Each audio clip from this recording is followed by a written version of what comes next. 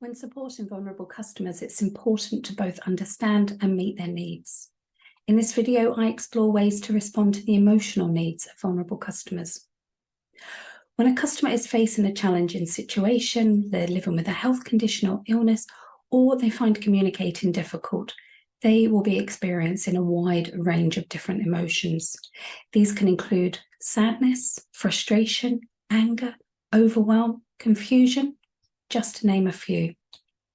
One of the biggest challenges can be knowing how to respond to these emotions, especially if the customer then becomes emotionally charged. Listening and empathy are the biggest skills that you can bring to these conversations. My first tip is to simply listen. Listen to understand, not to respond.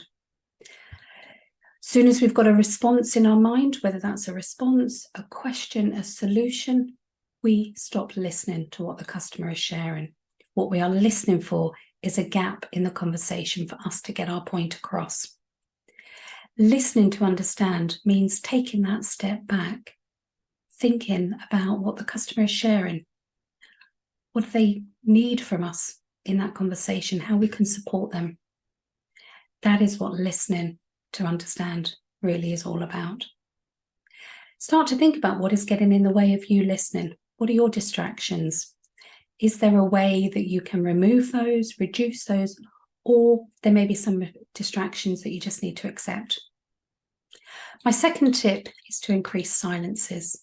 Silences can be powerful for both you and the customer. It gives you both opportunities to catch your breath, manage your emotions, manage your thoughts and your responses, and even process information.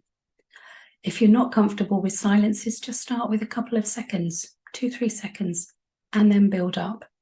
Silences can also be powerful to provide a safe environment for that customer to disclose information. My third tip is to draw on your empathy.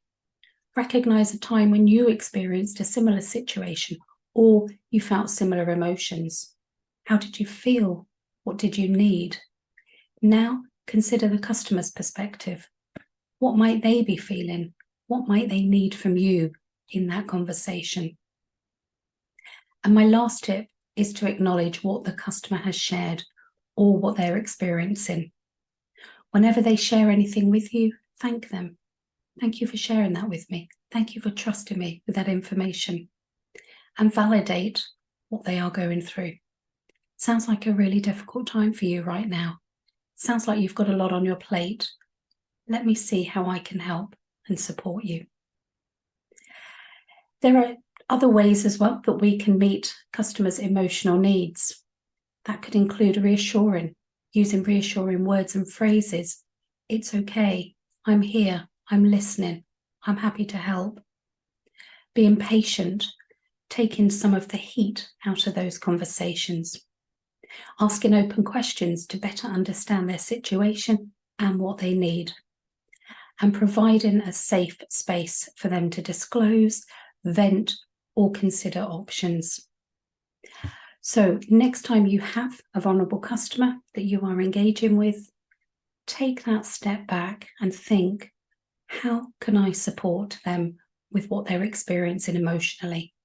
How can I make this situation easier for them? And how can I validate and acknowledge what they are experiencing?